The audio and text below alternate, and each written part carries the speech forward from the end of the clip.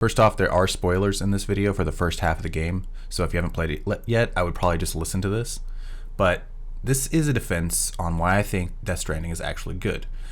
And like a lot of people, I loved Kojima and I was really excited to see all these trailers, but then when I actually picked up the game or read about it and stuff, I was under the impression that it was just a walking simulator. And if you don't play very much of the game or you just watch some videos, that might be a good description of it. But I personally don't, after playing it, I don't think that it's a walking simulator. I think it is more about a journey. I think it's if you play FPS games, like if you're a fan of Valorant or CS, or if you play a lot of MOBAs like Dota or League of Legends or something, and you're constantly getting these dopamine hits like left and right all the time, and like that's why you're playing games and that's all you like, you probably won't like Death Stranding. But if you like RPGs or survival games, I think you're gonna love it because it does a lot of things that those games do, and it does it in a slightly different way, but it has the same fun factor.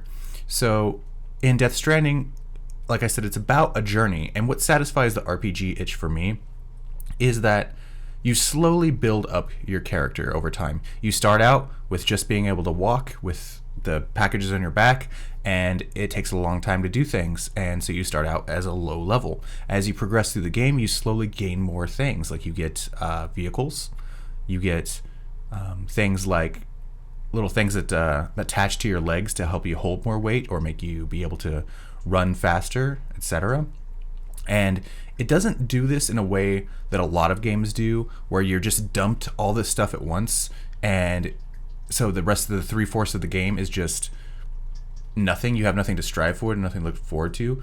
And Death Stranding, it slowly gives you these things. Like every other mission, maybe even every mission, story mission, at least, you get more things to make your journey more interesting and more fun. And if you feel a little bit left behind in the game and you want to unlock things faster, you can do non-story deliveries and stuff like that just to unlock things quicker. And why I think that the survival elements are not very they're not like a survival game in itself. You don't have to watch your oxygen. You don't have to eat. You do drink, which replenishes your stamina, but you basically have a ton of it, and you don't really have to worry about it that much. The journey survival aspect is when you are going out for these deliveries, you need to make sure that you carry as many supplies as you can, and in addition to the cargo that you need to carry. So do you make it so that you have a gun for every occasion? What if there's BTs? You need your blood gun. What if there's going to be some mules? You need your regular guns. Which grenades do you bring? Which legs are you wearing? Are you wearing ones to sprint? Because like, what if you're going up a mountain and you might not be able to get a vehicle up there, or if it gets stuck, do you have enough weight room that you need these big bulky legs to help you carry it, or can you? Or there's going to be a lot of BTs where you're going to need speed so you can run through them.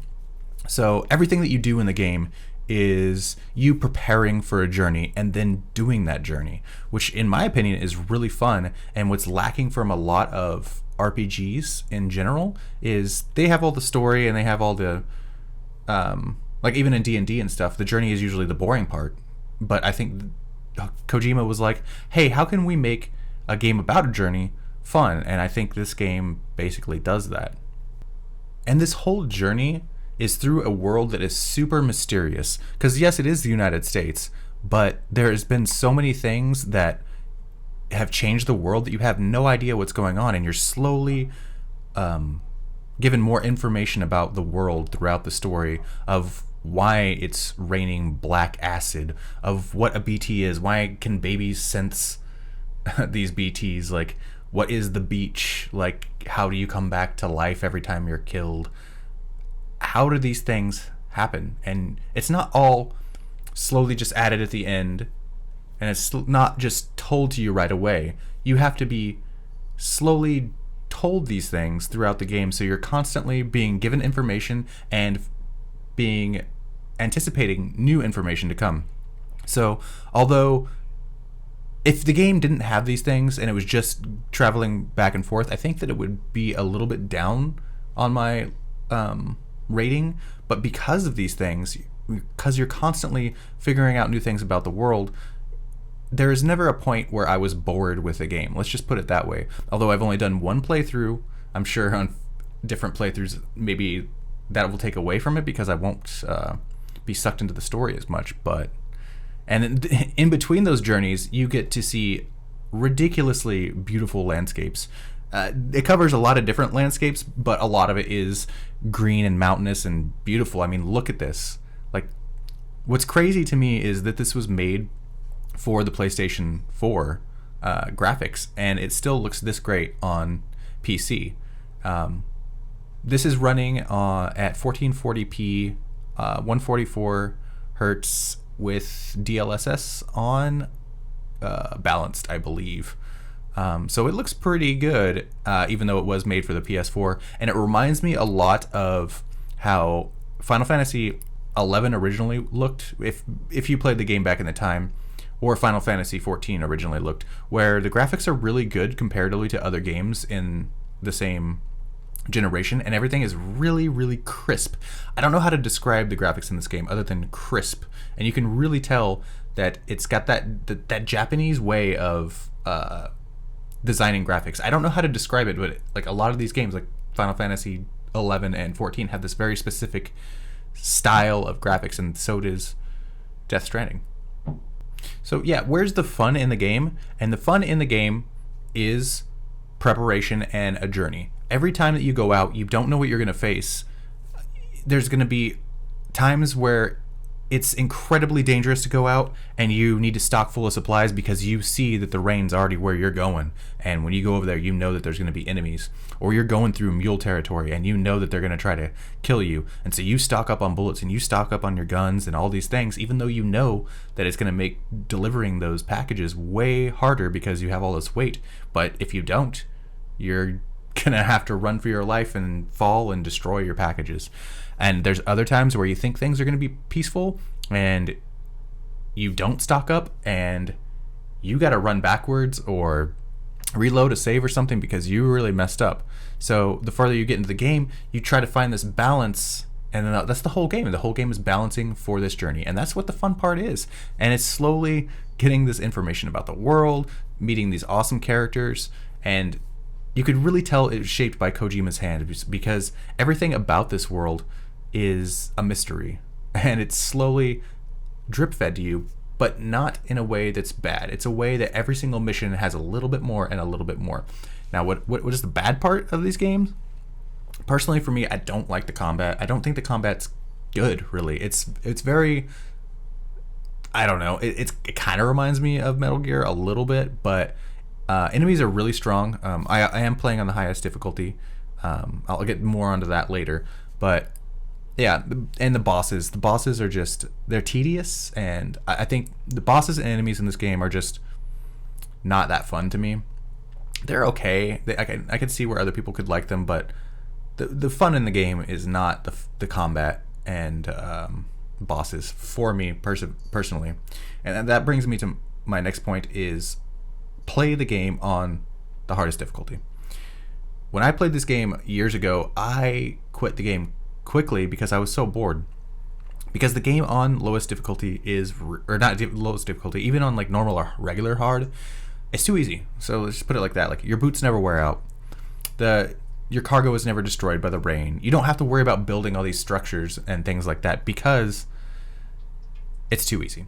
So play on the director's cut, play on the hardest difficulty, and you will have more fun because the whole game is about choosing your balance of bringing things on your journey, and on lower difficulties you don't have to worry about that, so it defeats the whole purpose of the game, in my opinion. Now, one more cool thing I really like about this game that I didn't do the first couple times I played because I made a mistake and went on Reddit, and basically what a lot of people were saying is play this game offline the first time you play it, because online, which is the default mode of the game, you can see other people's structures and they can build things, and you can use things that they built, and like even like vehicles, shelters, highways even, and everyone was like, yeah, it makes the game too easy. And so that's how I started playing the game, and the game felt kind of dead and empty to me. But now on this new playthrough where I got all the way through, I really implore you to play online. It's great. I don't agree with those things that they said, because the first time that you go somewhere, you don't see other people's things because they're not on the network yet. So until they're on the chiral network, you don't see anyone's stuff.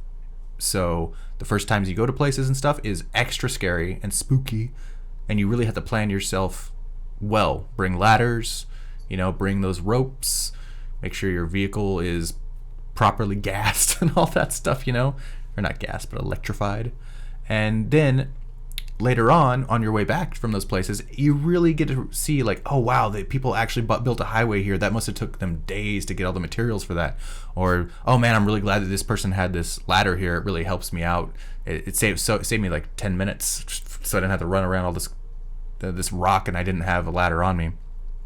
And it really makes you feel like you're part of actually rebuilding America, which is the point of the game. And that brings me to my last point. This game, the mysteriousness of it and how the co-op works, reminds me of Dark Souls or Elden Ring. And not in a way of like the difficulty of the game or anything, but where how you're in Elden Ring and you don't really see anyone else, but sometimes you'll see like the white phantom of someone, and that's someone else, or like a blood stain, and you could see like, oh, they're blood stained. Don't do that. You can't actually roll off that cliff and find that treasure. Like, that's a death sentence. And summoning people, and this game is similar to that in where people can leave notes, just like in the Souls games, and they can give you like little inspirational boosts and stuff. They don't give you direct messages like they do in the Souls games, but they'll be like, you're like running along, and all of a sudden there'll be like a thing that'll restore your stamina, and you're like, oh, well, there's probably something that's going to use a lot of stamina real quick, and lo and behold, you got to climb that freaking thing. Or things that help you out, just, stuff around the environment, and you get likes for these things. And likes is basically experience in this game, so the more that you put down, the more likes you get, the higher your character gets in levels, and the more stuff you unlock.